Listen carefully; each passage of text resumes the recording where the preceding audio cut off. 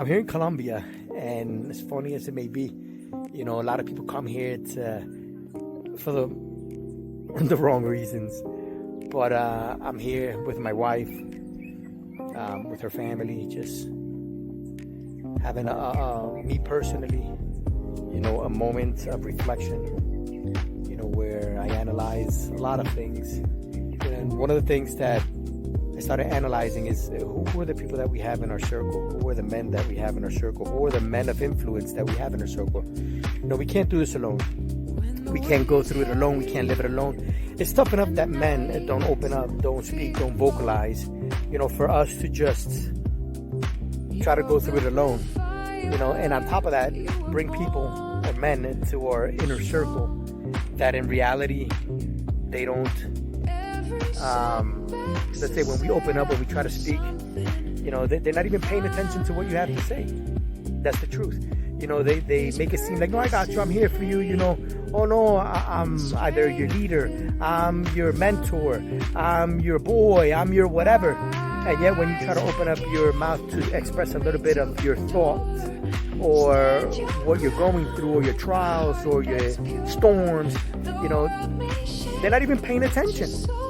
They're truly not paying attention. They're either looking elsewhere, they're either on their cell phones.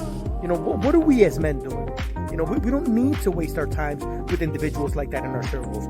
My personal take, we need to get rid of these individuals that what they do is they just take up space in our life for no reason. They have that mentality. It's about me.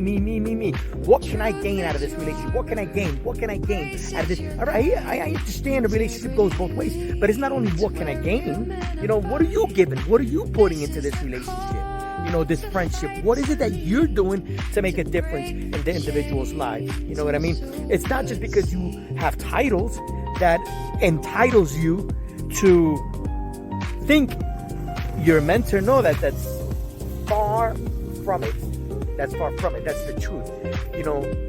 Life is too precious for us to waste it. Life is too precious for us to waste it. What we need to do is just analyze who are the people that we have in that inner circle. If those are individuals that in reality are not going to add, are not going to be of benefit to this friendship, we need to tell these people, man, I'm sorry, you guys need to bounce. You need to bounce. What do you do? Or what do you say? Or how do you add value to my friendship, my marriage, whatever? No, man. No, it's just our life is short to say, and we have to live it to the fullest.